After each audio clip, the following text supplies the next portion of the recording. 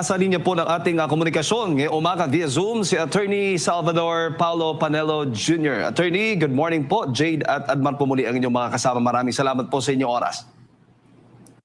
Magandang umaga, Jade and Bar. Thank you for having me. Opo, itong bagong reklamong isinampang diyan sa Quezon City Prosecutor's Office ni Attorney Mans Carpio. Attorney, mga kasong kriminal laban nga dito sa BSP, sa AMLAC at sa ilang mga kongresista. Gaano ho ba kabigat para po sa inyo itong isinampa po nilang kaso? Actually, inaaral din po natin siya para naman kay VP Sara. At mukhang tama si Attorney Dana, mukhang wala talagang exception dito sa confidentiality obligation ng AMLAC officials dito sa Anti-Money Laundering Act. Kaya mukhang tama ang sinasabi niya na criminal act yung paglalabas nila ng impormasyon dito sa Kamara. Kaya nag-file na sila. So tayo naman, kung wala tayong habang inaaral ko, kung wala tayong makikitang exception sa batas na to, mukhang yun din po ang i-recommenda natin kay VP Sara.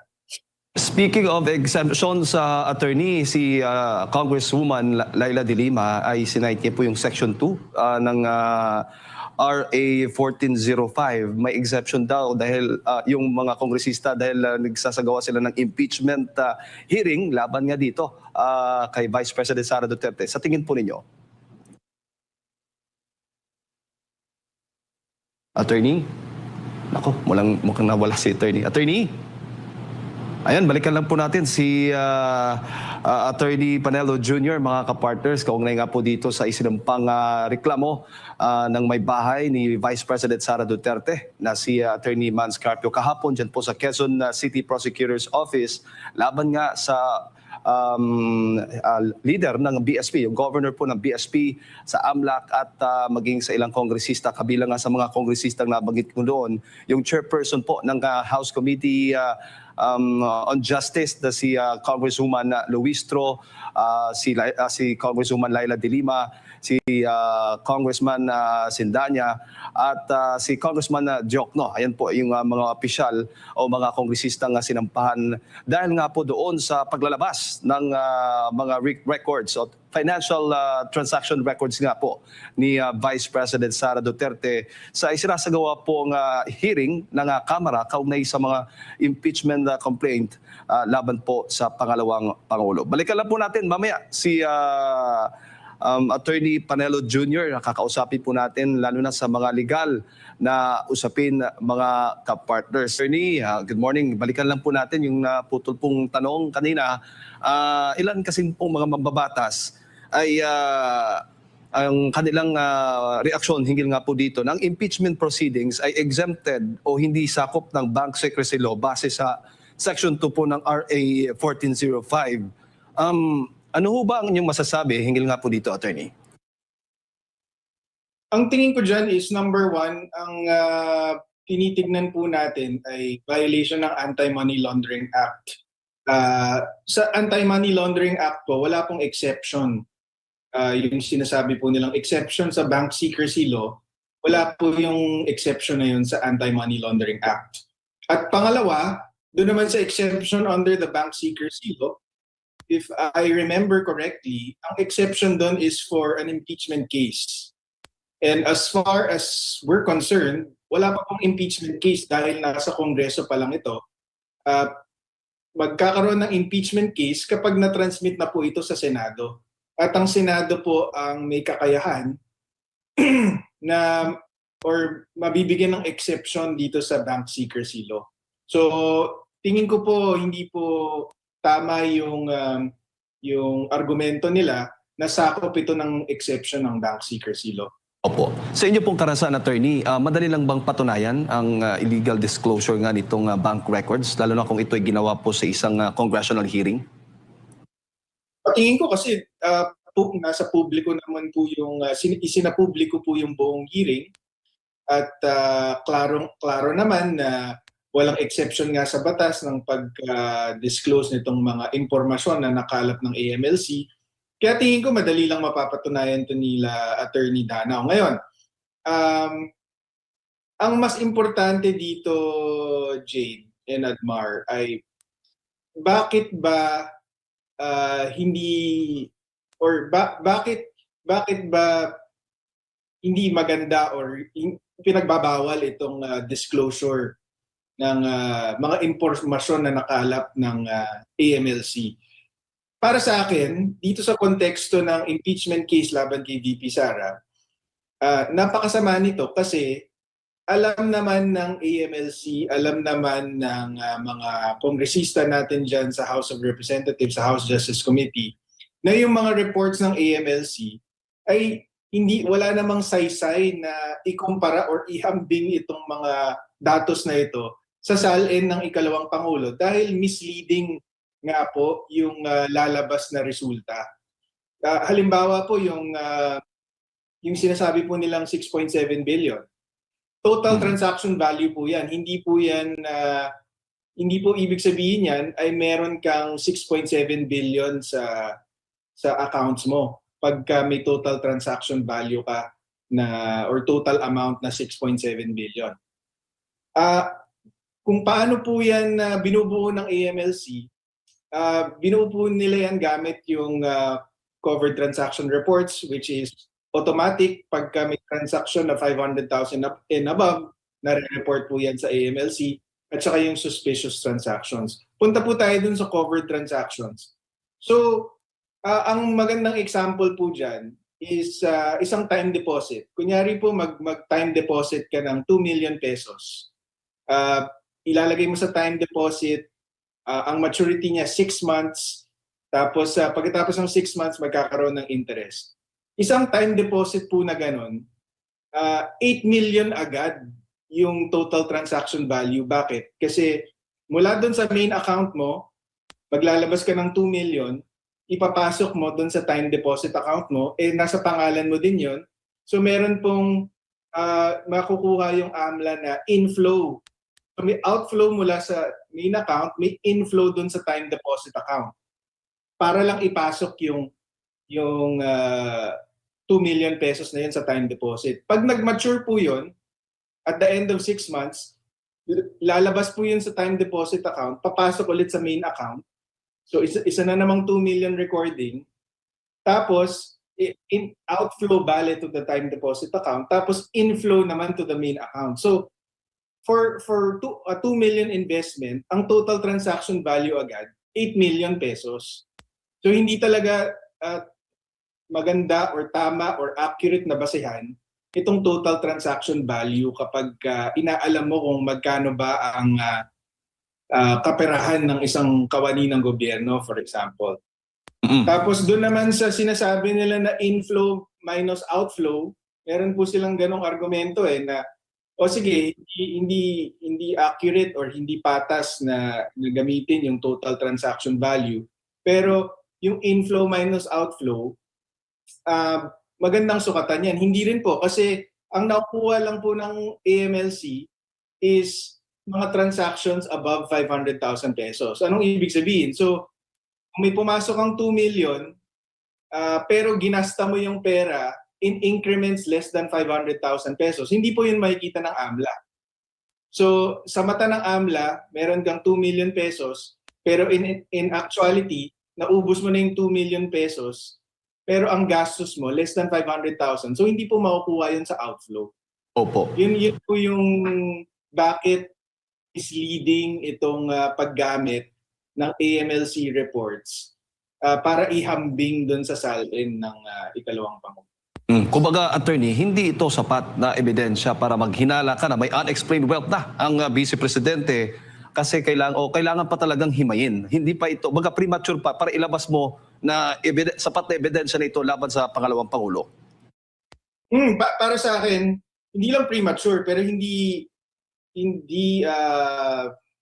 how do you call this? It's not a proper tool to determine unexplained wealth. Kasi kung ihahambing mo ang SALN kasi, Jade, yung SALN kasi it's a statement of assets, liabilities and net worth. Ililista mo yung mga ari-arian mo kasama na yung pera mo sa bangko as of a certain date, specifically December 31 of every year. So, yung December 30, kunyari, December 31 of 2025, pwedeng kumita ka ng 10 milyong piso sa 2025. May pumasok na 10 milyong piso sa'yo. Pero pwedeng nagastos mo ng 10 million pesos by December 31, 2025. So sa salin mo, hindi mo dedeklara yung pumasok na pera. Diba? Kasi baka nagastos mo na by December 31, 2025. So para ihambing siya sa isang sa mga reports na ang report ay labas-pasok, hindi po apples to oranges, hindi magandang gamiting basehan. At hindi ko lang po papangunahan yung impeachment defense team, pero ang alam po natin ay meron din po silang ebidensya na magpapatunay na hindi dapat, kasi may 6.7 billion po na sinasabing lumabas-pasok sa accounts po nila, di ba?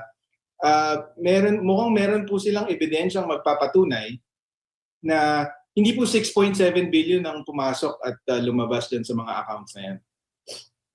Opo. At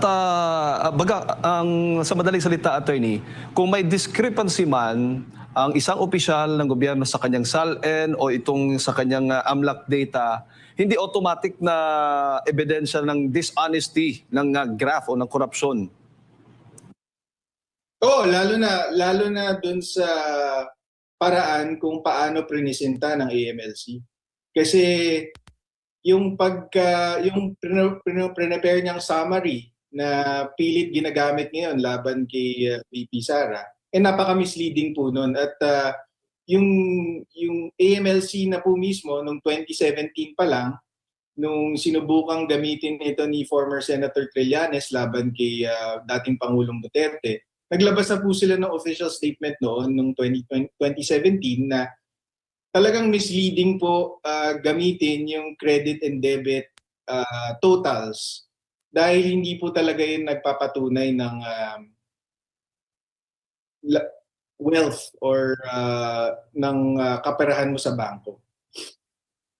Opo, kung mapapatunayan, attorney, na may paglabag nga itong mga opisyal na kinasuhan ni Attorney Mans Carpio, ano po yung posibleng criminal liability po? Kulong po yun. Meron pong kaparusahan niya na kulong. Tapos kung hindi po tayo nagkakamali, meron din po yung disqualification from public service. Yes. Pabigat po yan. Paano po yung mga kongresista na kasama po sa mga kinasuhan? Sila ho ba ay makukulong din? O kung napatunayan po na tama yung teorya, yung legal theory at mukhang merong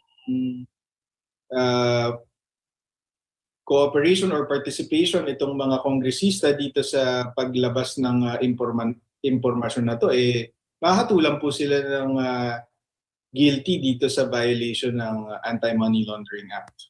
Opo, pero hindi ho ba sila protektado ng immunity, parliamentary immunity, attorney, sa ganitong kaso? Tingin ko po hindi po pasok to sa qualified immunity ng mga kongresista dahil ang pinoprotektahan po nun ay free speech. Yung mga sinasabi mong opinion tungkol sa current affairs sa ibang tao, 'di ba? Pero ito pong pagsiwalat nitong mga misleading AMLC reports, tingin ko po hindi po sakop 'yan. At makikita po natin yung BIR commissioner, nanindigan po siya na hindi pwedeng ilabas yung tax returns nung mag-asawa or nung law office ba ni Attorney Mans Carpio, at kaya hindi nabuksan at least nung nakaraang linggo. So meron po talagang pananagutan kasi kung yung BIR commissioner ay tingin po niya ay may exception or wala naman pong liability, di sana binigay niya na last week. Pero nanindigan po siya na ayon sa batas, hindi po pwede isiwalat publicly itong mga dokumentong ito. Opo. Bago ko ipasok kay Partner Admar, so may epekto ho ba itong kasong ito sa isinasagawang impeachment proceedings ng Kamara? Kaya ba nitong pahintuin o pahinain ang mga kaso laban sa Vice President? Yung paghihinto, tingin ko hindi mangyayari yun. Kasi ang criminal complaint, hindi naman yan makakapaghinto ng impeachment proceeding. Kagaya nung pag-file natin ng perjury complaint laban kay Madriaga, hindi naman po yun yung objective nun. 'Di ba? Pero ang epekto po nun is maganda pong malaman ng tao kung ano po yung ginagawa ng ating gobyerno, ginagawa po ng mga kongresista dyan sa House Justice Committee para diinin si VP Sara. So gumagawa sila ng mga hakbang na labag sa batas, na misleading, mapanlin lang, para lang gumawa ng naratibo na itong si VP Sara ay kesyo nagnakaw sa bayan o ano man. Pero kampiyansa po tayo na sa patas na labanan na sana ay maranasan ng kampo ni VP Sara sa Senado ay mapapatunayan na kabalbalan lahat ng ito. Attorney, magandang umaga. Si Admar po ito. Yung sinasabi po ng depensa ng mga kongresista na Republic Act number 1405 na Section 2, sinasabi dito pwedeng busisiin maliban na lang kung merong impeachment. Una, si Attorney Carpio ay hindi naman subject ng impeachment. At maging yung saklaw, yung period po na mula 2005 hanggang sa kasalukuyan, yun po ay kabilang sa binusisi. So may butas pa rin doon sa kanilang pagrarason po, Attorney. Yes, I mean yung SAL-ends or yung back records before the Vice President was an impeachable officer, mukhang outside the scope nga yan, although sinasabi nila they're showing it for purposes of showing a pattern on the part of the Vice President. Pero sa akin mas mahalaga is hindi naman po sila impeachment court para magkaroon ng exception na ganyan. At saka mas mahalaga, hindi ko lang alam kung pati bank secrecy violation ay final laban sa kanila. Pero yung Anti-Money Laundering Act kasi, wala kang exception yan.